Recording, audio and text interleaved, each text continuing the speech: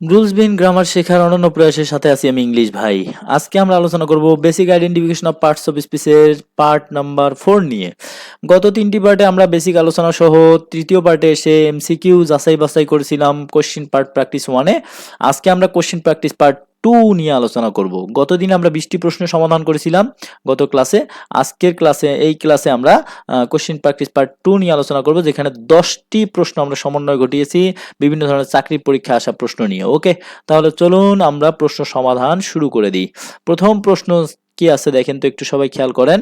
প্রথম প্রশ্নটা হচ্ছে যে মাই নিডস আর ফিউ। ওকে, তাহলে আমাদের প্রথম কাজ কি ছিল? ফাইনিট ভার্ব খুঁজে বের করা। এই বাক্যে আর একটা ফাইনিট ভার্ব। ওকে, তাহলে আমাদের কোন অংশে ঝামেলা এটা মনে রাখতে হবে সবসময় আপনাদেরকে, যে আমরা যেহেতু আস্তে আস্তে আগাচ্ছি তার মানে আমাদের আরো বেশি এক্সপার্ট হতে হবে। তাহলে আমাদের ঝামেলাটা কোন অংশে? ঝামেলাটা অবশ্যই আমাদের সাবজেক্ট অংশে, তাই কিনা বলেন তো? যখনই সাবজেক্ট অংশে ঝামেলা তখনই আমাদেরকে ওই 3 নাম্বার কাজ, যেটা বাক্যের মূল অংশ খুঁজে বের করা মানে পরের অংশের, এবং 4 নাম্বার কাজে পরের অংশের নাম কি, অবজেক্ট নাকি কমপ্লিমেন্ট, এটা খুঁজে বের করা, এগুলো নিয়ে ঝামেলা করার কোনো প্রয়োজন নাই। যেহেতু সাবজেক্ট অংশে সেহেতু আমাদেরকে বাদ দেওয়ার কাজ করতে হবে। 5 নাম্বার কাজে কি, যে কিছু জিনিসের দাম নাই সেগুলো বাদ দিতে হবে।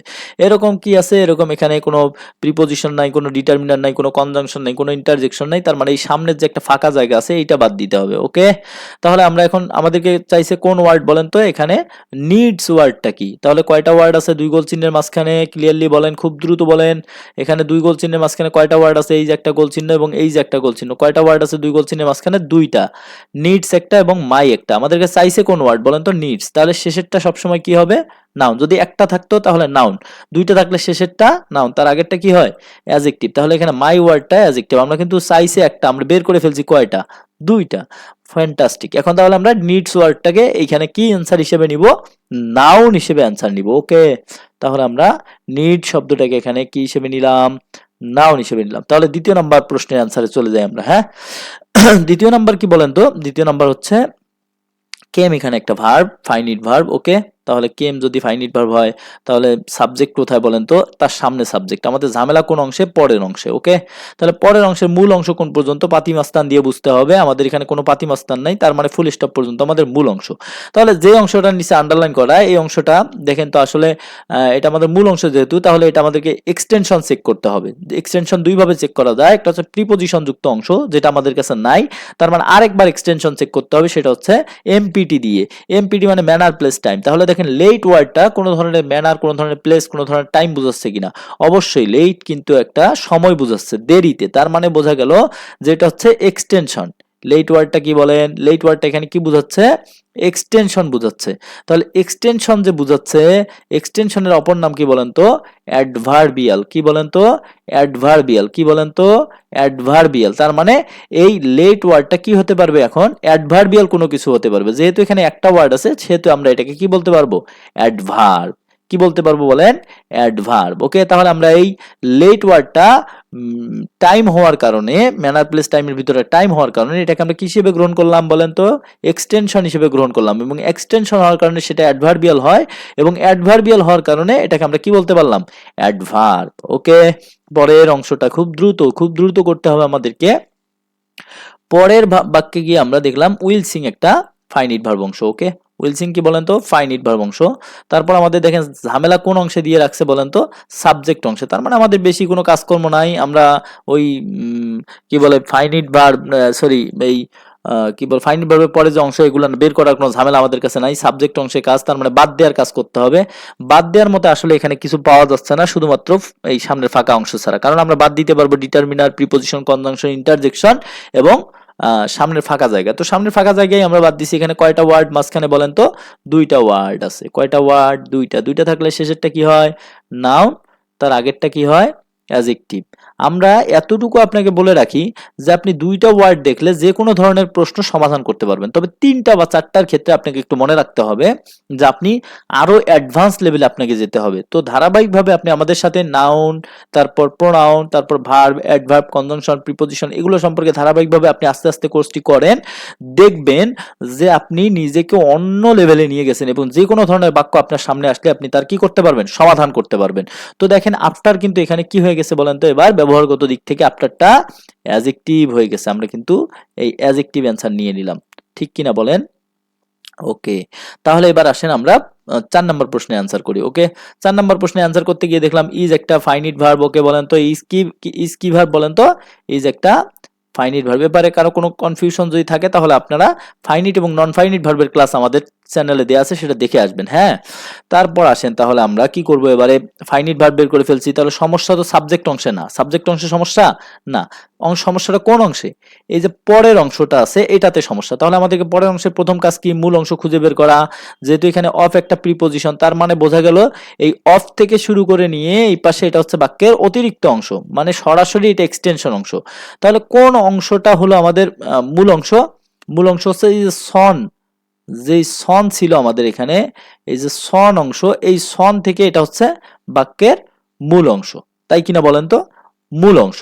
তাহলে মূল অংশ যদি হয় তাহলে আমাদেরকে দেখতে হবে অবজেক্ট নাকি কমপ্লিমেন্ট নাকি এক্সটেনশন। এই মূল অংশটা আবারও চেক করতে হবে এটা অবজেক্ট নাকি কমপ্লিমেন্ট নাকি এক্সটেনশন।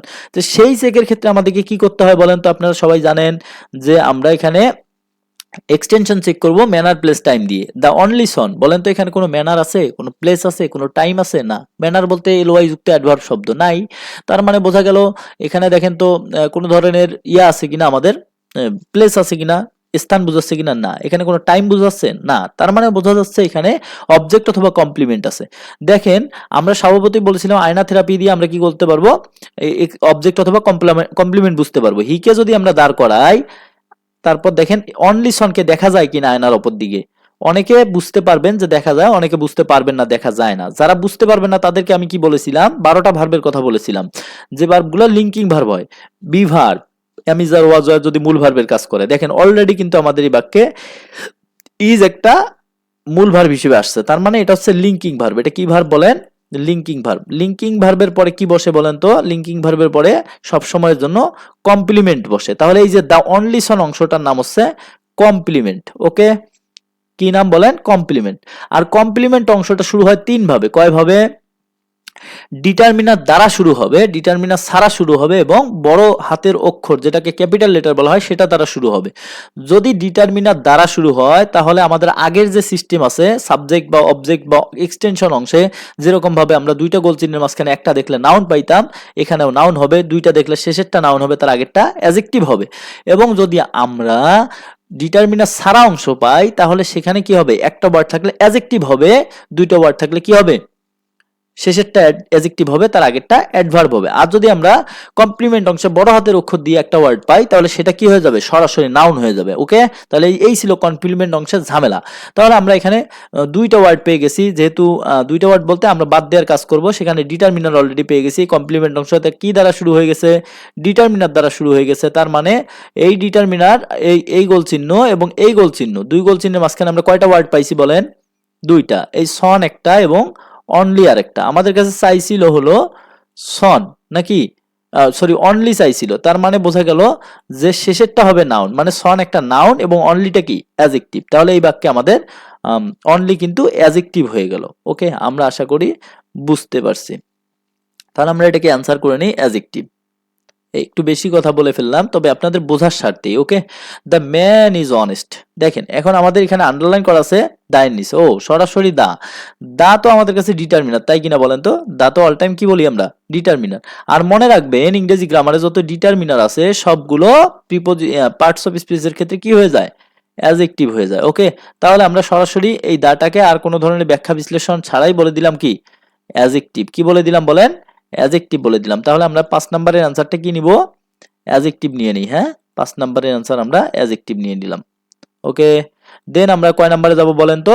6 নম্বরে যাচ্ছি। Do not go in the wrong path. Okay, এই রংটা কি আসলে এটা বের করতে বলা হয়েছে। ওকে, তাহলে আমরা সরাসরি যাই। গোটা এখানে ফাইনিট ভার্ব ধরতে পারেন আপনি, যেহেতু ডু আছে এটা অক্সিলারি। আচ্ছা, গোটাকে আমরা ফাইনিট ভার্ব ধরলাম এবং গোটাকে আমরা ফাইনিট ভার্ব ধরলাম। ওকে, তারপর যেহেতু এটা হচ্ছে ইম্পারেটিভ সেন্টেন্স, ইম্পারেটিভ সেন্টেন্সের পরে অ্যাডজেক্টিভ সরি অবজেক্ট থাকে, তবে এখানে আপনি দেখেন যে প্রিপোজিশন অলরেডি আছে। ঠিক আছে, প্রিপোজিশন আছে মানে কি এই প্রিপোজিশন যুক্ত অংশটা এক্সটেনশন অংশ। এক্সটেনশন অংশের ভিতরে এক্সটেনশনটাকে কি বলা যায়, অ্যাডভার্বিয়াল বলা যায়। এটা অ্যাডভার্বিয়াল আপনি ফ্রেজ বলতে পারেন। তবে এক্সটেনশন অংশের ভিতরেও কিন্তু অনেকগুলো ওয়ার্ড আছে যেগুলোর আলাদা আলাদা পার্টস অফ স্পিচের নাম আছে, সেটাকে আমাদের দিতে হবে। তো এক্সটেনশন অংশের ভিতরে আমরা বাদ দেওয়ার কাজ করি, দি বাদ যাবে প্রিপোজিশন হিসেবে, ডিটারমিনার হিসেবে, তাই কিনা বলেন? দি কি হিসেবে বাদ যাবে? ডিটারমিনার হিসেবে বাদ যাবে। ওকে, তারপর দেখেন আর বাদ দেওয়ার মতো আছে শুধুমাত্র ফুল স্টপ, আর অন্য কিছু নাই। তাহলে এবার বলেন কয়টা ওয়ার্ড এখানে? দুইটা। তাহলে এক্সটেনশন অংশেও আমাদের ওই আগের মতোই, শেষেরটা হবে নাউন, তার আগেরটা কি হবে বলেন? অ্যাডজেক্টিভ, তাই কিনা বলেন তো? এই রংটা কি হয়ে গেছে আমাদের এখানে বাক্যে ব্যবহারগত দিক থেকে? রং ওয়ার্ডটা অ্যাডজেক্টিভ হয়ে গেছে। তাহলে আমরা অ্যান্সার এটা নিয়ে নিলাম, অ্যাডজেক্টিভ। কোথায়? রং ওয়ার্ডটার অ্যান্সার আমরা নিয়ে নিলাম অ্যাডজেক্টিভ। ওকে, তারপর এবার আমরা আসি 7 number, he has done no রং।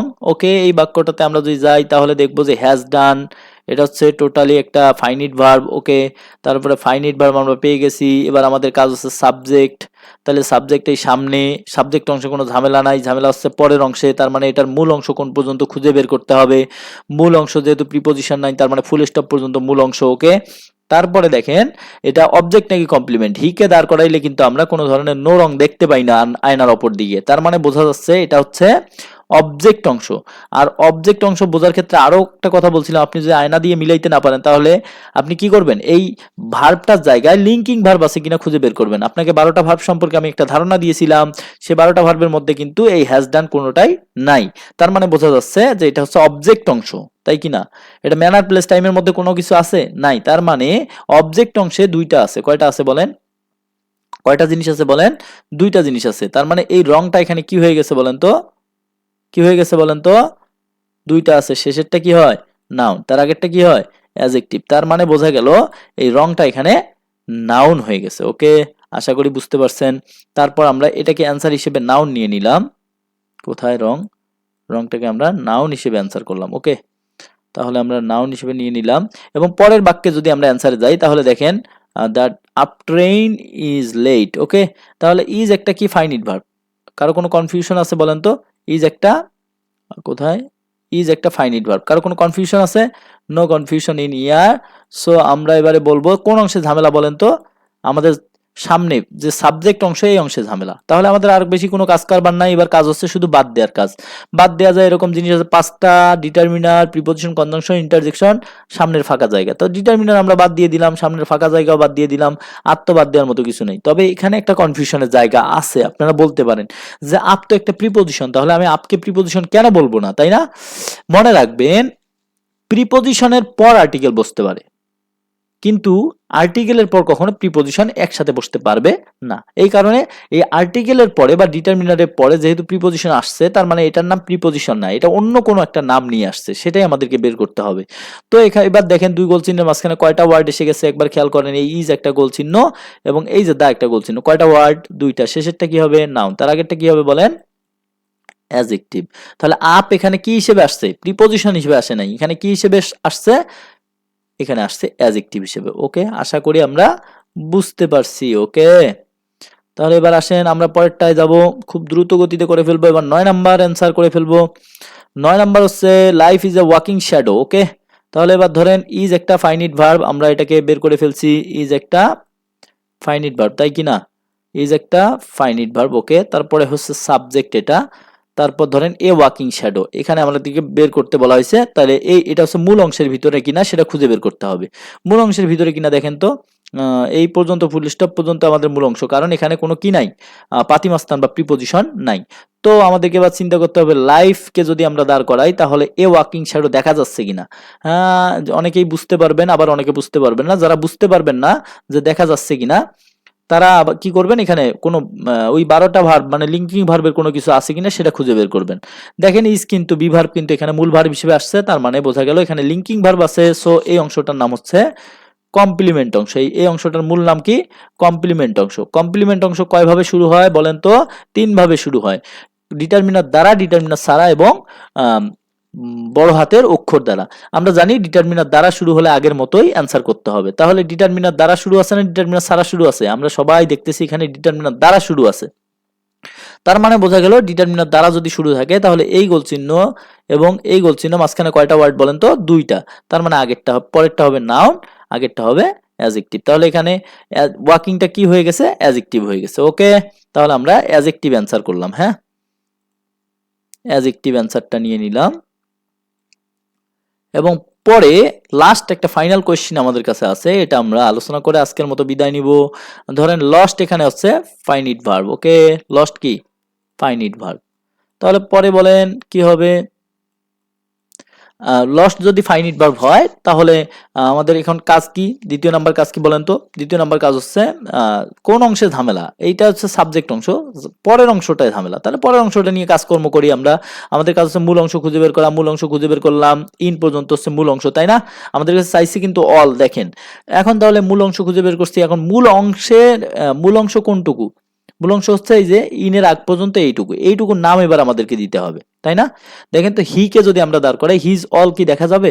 না, দেখা যাবে না। তার মানে বোঝা গেল এটা একটা অবজেক্ট। অথবা আপনি যদি এটা দিয়ে না বুঝতে পারেন তাহলে আপনাকে ওই লিঙ্কিং ভার্ব আছে কিনা খেয়াল করেন। এই লস্ট ভার্বের এখানে এই লস্ট ভার্বটা কি কোনো লিঙ্কিং ভার্ব কিনা? না, তার মানে বোঝা গেল এখানে অবজেক্টই বসবে। ঠিক আছে, তো অবজেক্ট অংশে কয়টা ওয়ার্ড? এই যে একটা গোল চিহ্ন, এই যে একটা গোল চিহ্ন, দুই গোল চিহ্নের মাঝখানে আমরা বাদ দেওয়ার কাজ করছিলাম, কোনো কিছুই বাদ দেওয়া যাচ্ছে না। তার মানে বোঝা গেল দুইটা ওয়ার্ড, শেষেরটা কি হবে বলেন তো? নাউন। তার আগেরটা কি হবে? অ্যাজেক্টিভ। তাহলে আমরা এই অল ওয়ার্ডটাকে এখানে কি হিসেবে পাইছি বলেন তো? নাউন হিসেবে পেয়ে গেছি। ঠিক আছে, তাহলে আমরা এটাকে কি অ্যান্সার করব বলেন তো এবারে? নাউন অ্যান্সার করব। ঠিক আছে, আশা করছি আপনারা আমাদের আজকের ক্লাসটি বুঝতে পারছেন এবং ধারাবাহিকভাবে প্র্যাকটিস করতে থাকেন। আগামী ক্লাসে আমরা আরো কিছু প্রশ্ন নিয়ে আলাপ আলোচনা করব। তারপর আমাদের ধারাবাহিকভাবে নাউন, প্রোনাউন, অ্যাডজেক্টিভ, অ্যাডভার্ব, এগুলো যে বিস্তারিত আলোচনা আছে বেসিক থেকে অ্যাডভান্স, প্রত্যেকটা করার সাথে সাথে আমাদের চাকরি পরীক্ষার যে বিভিন্ন ধরনের প্রস্তুতি আছে এটাকে সম্পূর্ণ করার চেষ্টা করব ইনশাল্লাহ। ঠিক আছে, কথা হবে নেক্সট ক্লাসে।